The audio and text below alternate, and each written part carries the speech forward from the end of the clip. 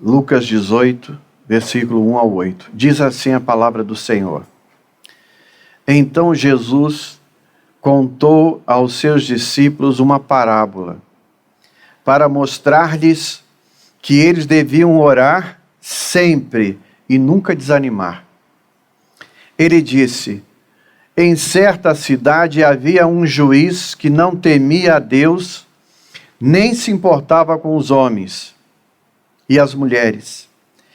Havia naquela cidade uma viúva que se dirigia continuamente a ele, suplicando-lhe: faze-me justiça contra o meu adversário.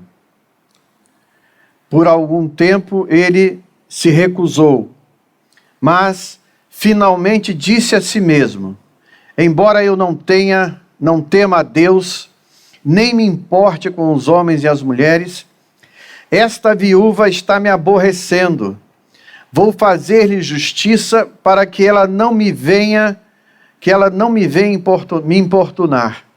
E o Senhor continuou: ouçam o que diz o juiz injusto. Acaso Deus não fará justiça aos seus escolhidos, que clamam a Ele dia e noite? Continuará fazendo-os esperar? Eu lhes digo, Ele lhes fará justiça e depressa. Contudo, quando o Filho do Homem vier, encontrará fé na terra? Contudo, quando o Filho do Homem vier, encontrará fé na terra? Jesus, ele chama a nossa atenção para a necessidade que temos de orar sempre e nunca desanimar. E ele nos oferece 3 argumentos que eu quero compartilhar com vocês, da razão, do porquê devemos orar sempre e nunca desanimar. Existe uma razão para isso. A primeira delas está na figura do juiz injusto.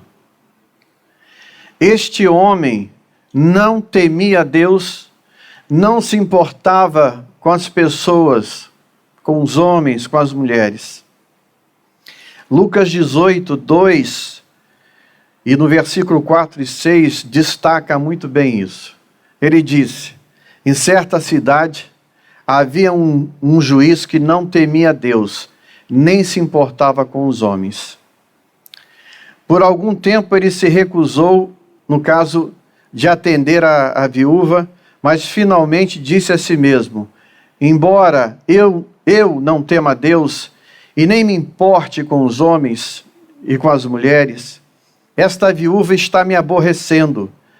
Vou fazer-lhe justiça para que ela não venha me importunar. E o Senhor continuou: ouçam o que diz o juiz injusto.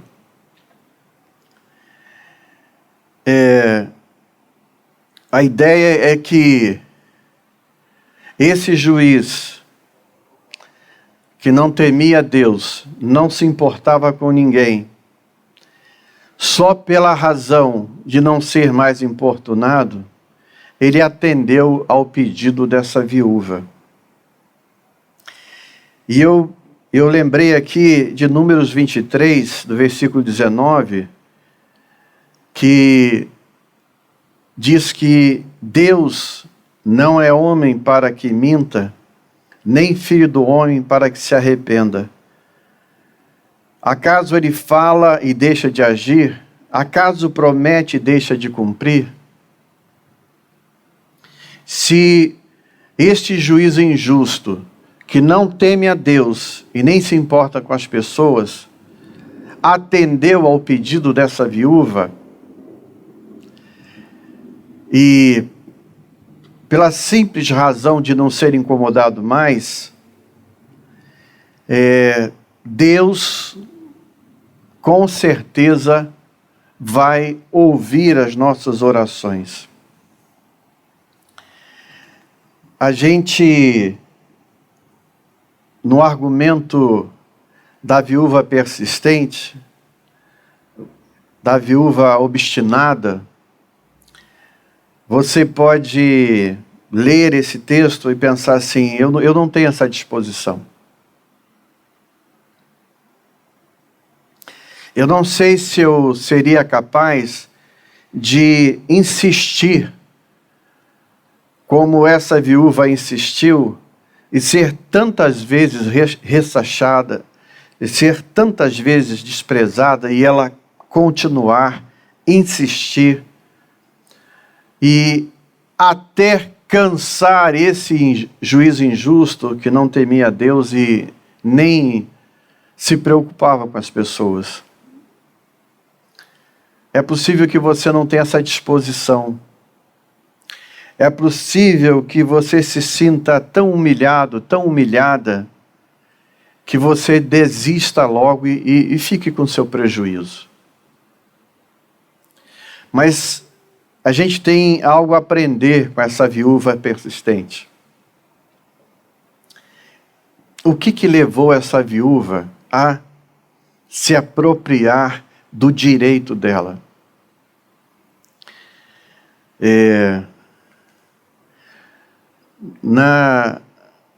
Nos textos do Antigo Testamento, o direito da viúva era assegurado por Deus. Deus sempre se preocupou com as pessoas desfavorecidas. E no Antigo Testamento você vai perceber essa preocupação. E ela sabia que era um direito dela assegurado por Deus, um direito assegurado pelo Senhor. E parece que isso fazia com que ela fosse obstinada, persistisse. E se você lembrar lá do texto de Romanos 15, nos versículos 4 e 6, diz assim que tudo que foi escrito lá no passado foi escrito para nos ensinar de que forma, por meio da perseverança, da persistência e do bom ânimo procedente das Escrituras, mantenhamos a nossa esperança.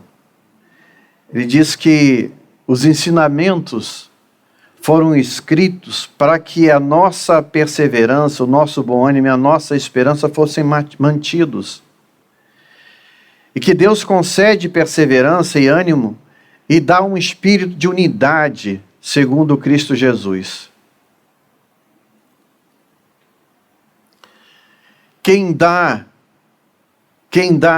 nos faz perseverantes, quem nos faz renovados no nosso ânimo, é o Senhor. E Ele faz isso por meio das Escrituras. A gente precisa ler mais a Bíblia. Especialmente em tempos difíceis, como o que estamos vivendo, a gente precisa mastigar, ruminar a palavra de Deus. Ruminar é você mastiga, né? Vai para o estômago, depois volta de novo, você mastiga de novo, mastiga. Porque o meditar na palavra do Senhor nos traz perseverança e bom ânimo.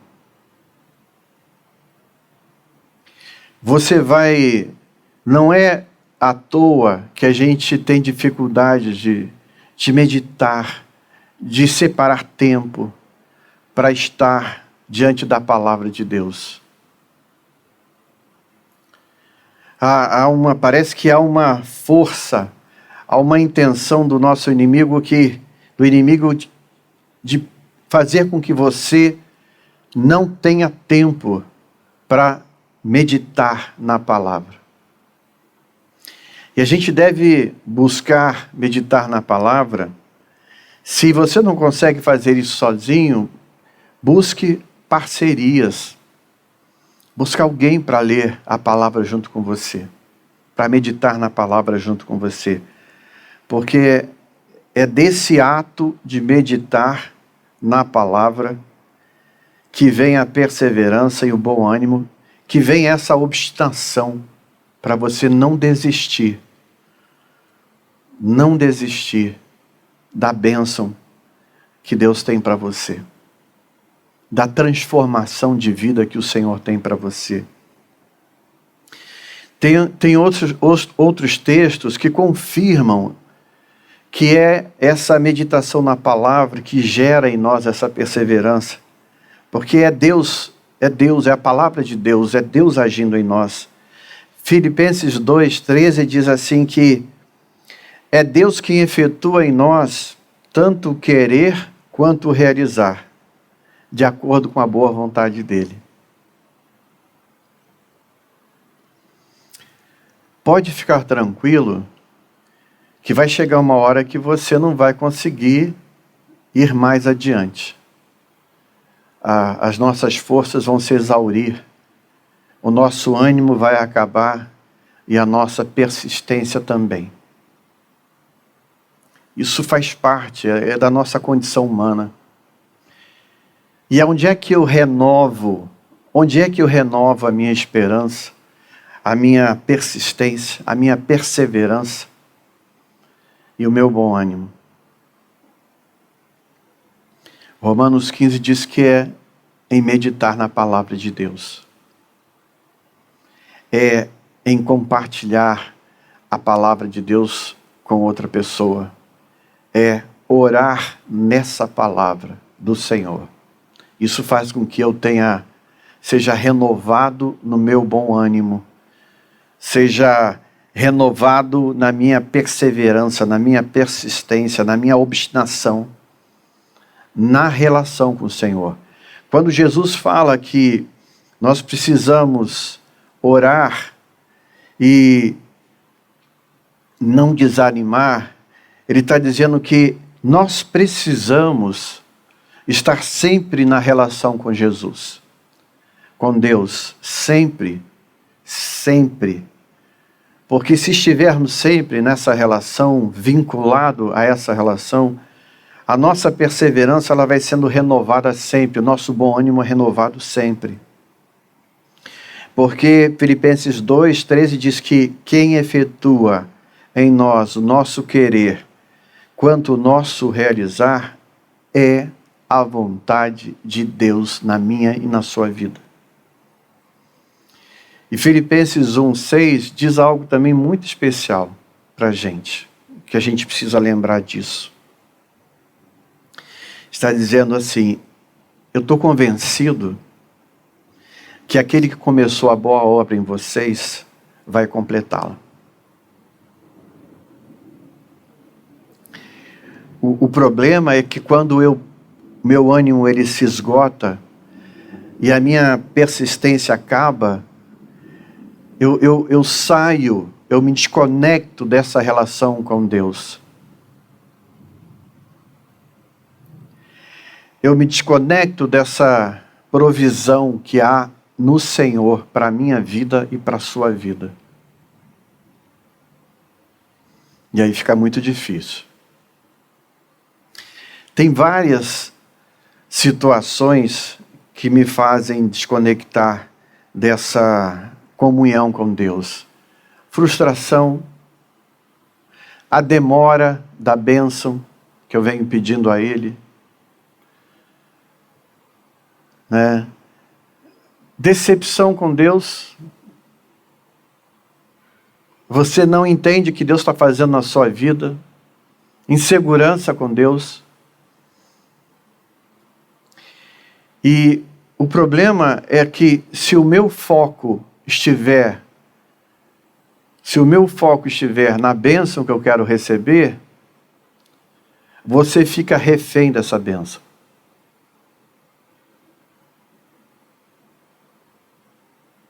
Eu tive uma experiência de orar muito tempo por uma bênção que eu desejava. Muito tempo. Tinham coisas que eu não orava na minha vida e acontecia. Tinham mudanças que eu não investia tempo de oração na minha vida, que aconteciam naturalmente, que eu via que era um cuidado de Deus com a minha vida, muito espontâneo. Mas aquela bênção específica, eu estava há muito tempo me dedicando ali em oração com o Senhor e não acontecia nada nessa área.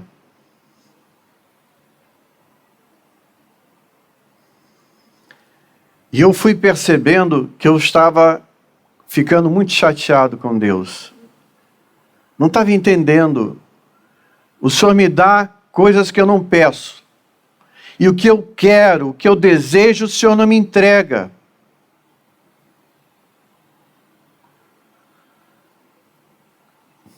Eu não entendia por que isso acontecia. E para mim parecia tão fundamental que aquela bênção chegasse para mim.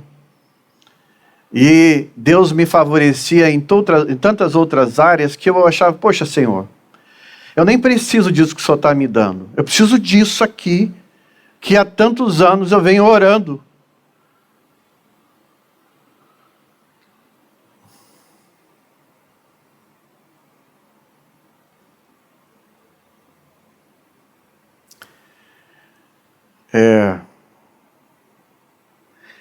Eu um dia tomei a seguinte decisão. Eu falei assim, Senhor, olha, eu não quero ficar sofrendo pela expectativa dessa bênção que não chega.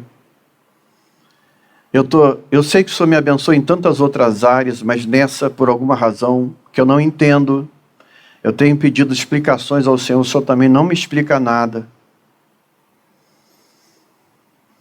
Eu vou fazer o seguinte, olha, estou abrindo mão. O Senhor faz como o Senhor quiser.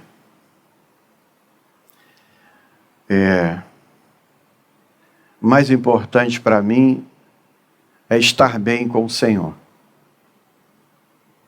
Eu estou triste porque o Senhor não me atendeu. Eu não posso negar os sentimentos que eu tenho em relação ao Senhor. São esses. Mas eu também não sei viver mais sem o Senhor na minha vida.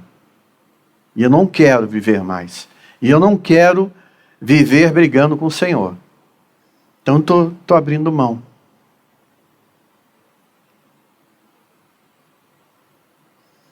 Toquei minha vida.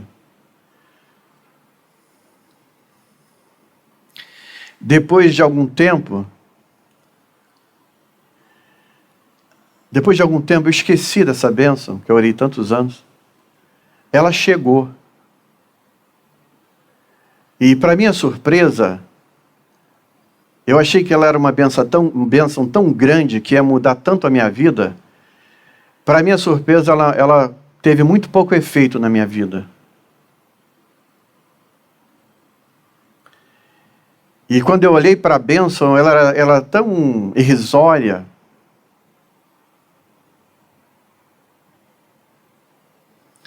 E depois de algum tempo, ela não me fez falta mais.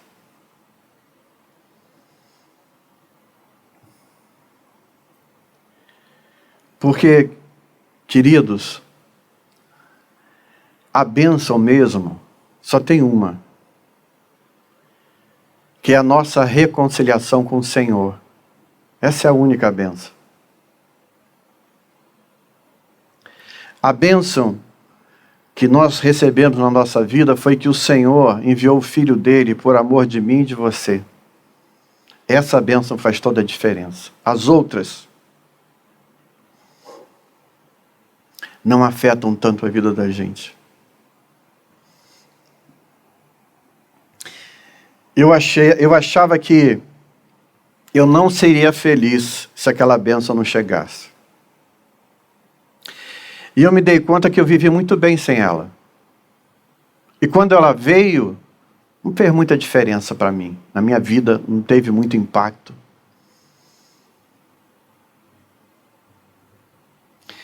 E às vezes, na relação com Deus, a gente se apega excessivamente a algumas bênçãos. E a gente se esquece que a grande provisão da vida da gente está na nossa relação com o Senhor, por meio da sua palavra.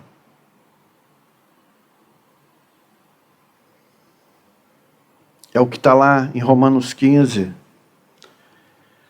Tudo que foi escrito no passado foi escrito para nos ensinar, de forma que por meio da perseverança e do bom ânimo, procedente das Escrituras, mantenhamos a nossa esperança. Isso é tão importante.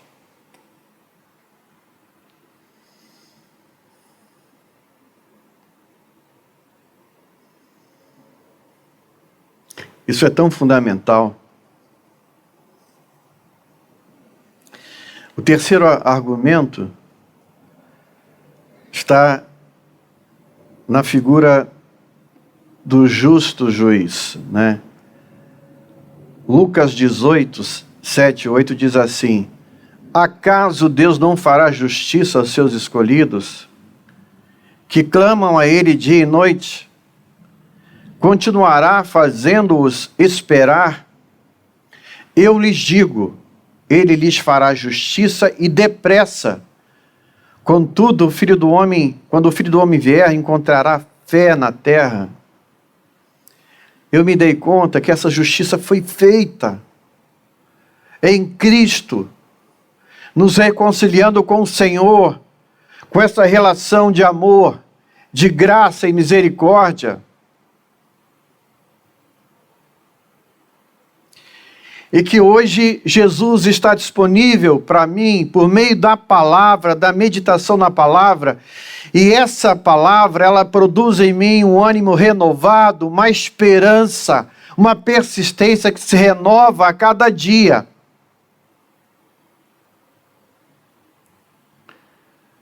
Quem é esse Deus que você, por gratidão, ama?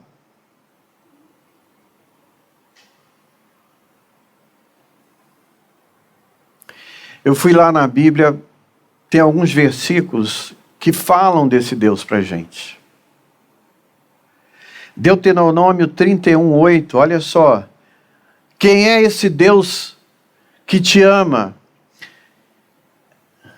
Ele fala que o próprio Deus, o Senhor, irá à sua frente e estará com você. Ele nunca a deixará, nunca o abandonará. E diz, não tenha medo, não desanime. Jesus está falando, olha, esse é o Deus. Esse é o Deus que te reconciliou com Ele por meio da minha vida. Esse é o Deus que irá à sua frente, que estará com você, que nunca te deixará, que nunca irá te abandonar. Não tenha medo, não há razão para ter medo. Não se desanime.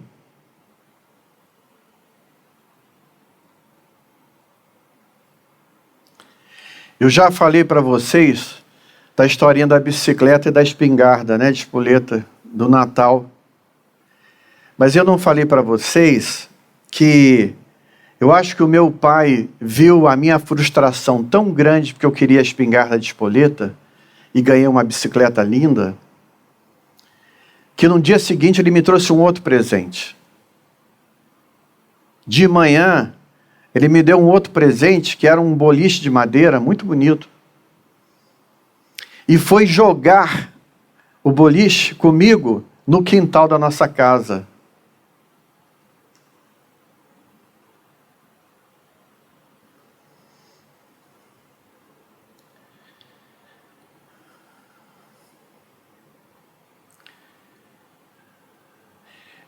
Eu, olhando para trás, para essa cena, eu vejo hoje o quanto meu pai me ama. E me amou lá atrás. E porque eu não recebi o que eu queria, eu achava que ele não me amava, não tinha me amado. Mas ele, olhando para a minha frustração, ele me presenteou com algo mais. Não foi o boliche,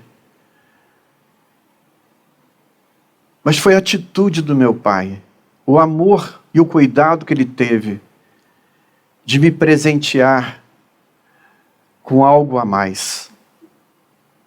Deus é assim com a gente.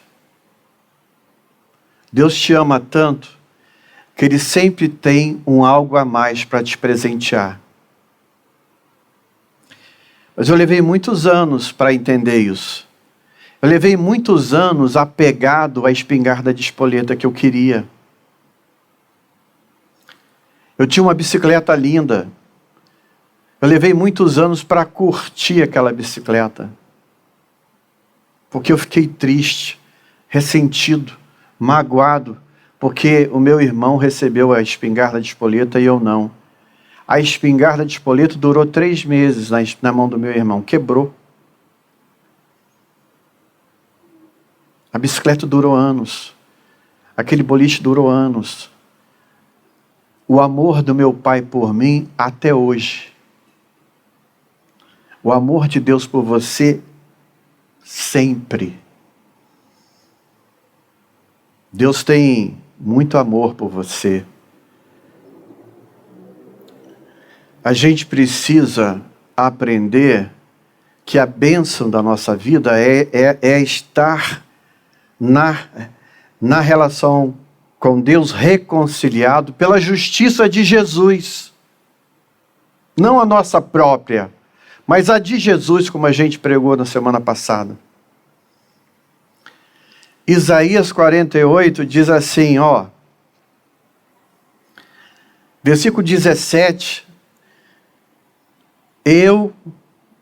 assim diz o Senhor, o seu Redentor, Santo de Israel, eu sou o Senhor, o seu Deus. O que eu te ensino é o melhor para você. Sou eu que dirijo o seu caminho, por onde você deve ir.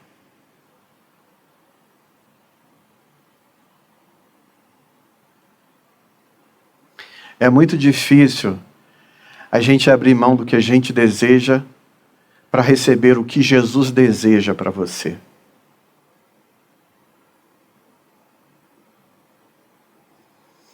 Eu, quando era criança, lá no Natal, eu não estava preocupado com o amor do meu pai por mim. Estava preocupado com o presente. Depois de muitos anos, eu me dei conta que o melhor presente que eu recebi a minha vida toda foi o amor do meu pai por mim. O cuidado dele comigo. Da minha mãe também.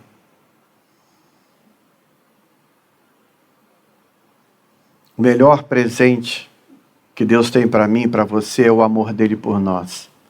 É a reconciliação. Ele nos reconciliou em Cristo. E nessa reconciliação, nessa relação, nosso ânimo se renova todos os dias. A nossa esperança se renova todos os dias. A nossa perseverança é renovada diariamente.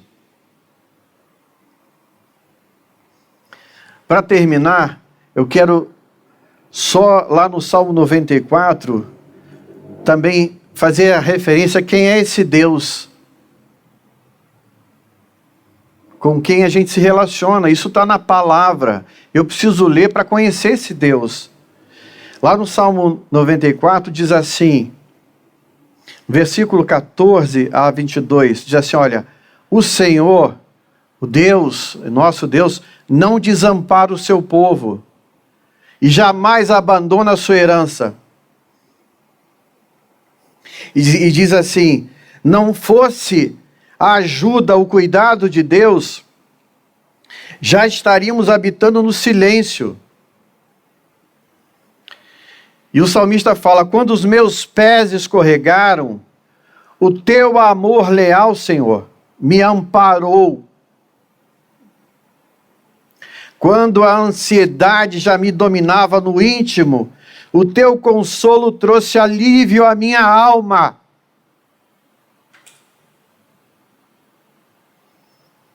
Esse é o Deus que cuida da gente. Esse é o Deus que é o nosso provedor, que renova o nosso ânimo, que faz com que a gente persevere.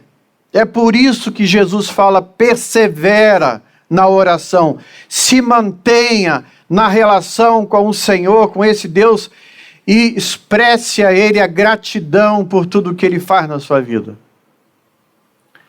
A questão não é a vida que você quer que Deus te dê, mas é a vida que Deus tem para você. E dá para conversar com Ele. Dá para tirar dúvidas com Deus. Senhor, não estou entendendo por que o Senhor está oferecendo essa mudança na minha vida. O Senhor pode me explicar? Deus explica. Mas eu preciso estar com o meu coração aberto às explicações que Deus tem para mim. Às vezes eu não estou preparado para ouvir essas explicações, eu preciso confiar nele. Os meus filhos, quando eram bem pequenos, de repente eles começaram a perguntar por quê para tudo. E tinha coisas que eu não sabia explicar. Eu disse assim para eles: olha, meus filhos queridos, que eu amo vocês demais, isso eu não sei explicar para você. Você vai ter que confiar em mim que é assim. Olha para a relação que nós temos. Você acha que eu sou confiável para você? Porque o seu pai, eu não tenho como explicar isso, meu filho. Você vai precisar confiar no seu pai.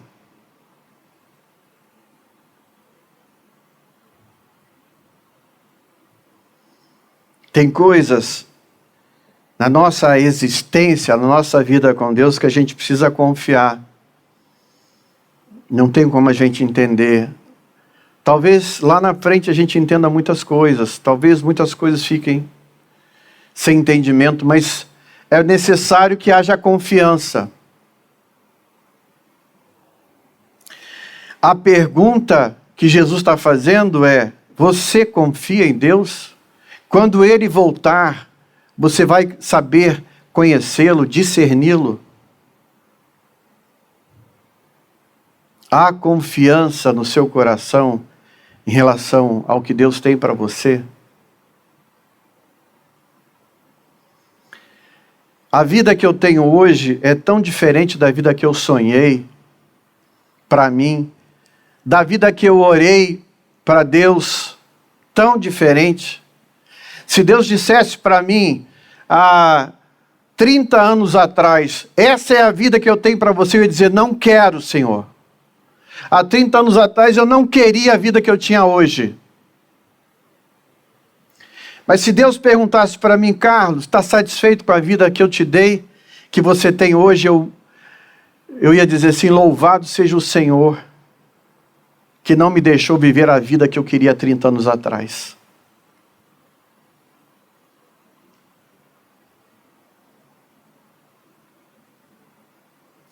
Nós precisamos orar sempre, não desanimar nunca, porque nós temos um Deus que nos promove na oração, nos promove na relação com Ele, nos sustenta nessa relação. Um Deus que nos guarda, nos cuida, nos abençoa, nos dá o melhor.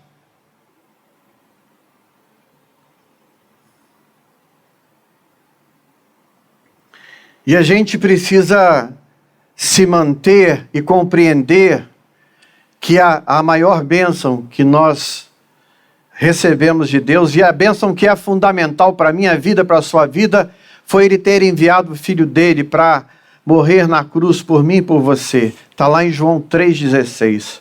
Porque Deus tanto amou o mundo que deu o seu Filho unigênito, para que todo aquele que nele crer não pereça, mas tenha a vida eterna. Queridos, para que a gente ore sempre e não desanime nunca, a gente precisa, através da meditação da palavra de Deus, conhecer cada vez mais esse Deus.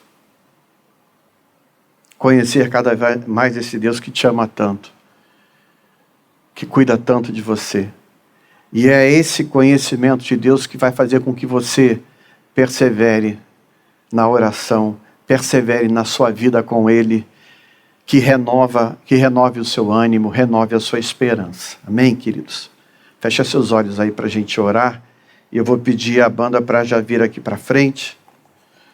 Nós, logo após o louvor da banda, vamos ter um momento de oração pelos pedidos que você colocou no chat da igreja. Tá bom, queridos? O presbítero Cunha vai estar orando e falando um pouquinho do ministério de oração da nossa igreja.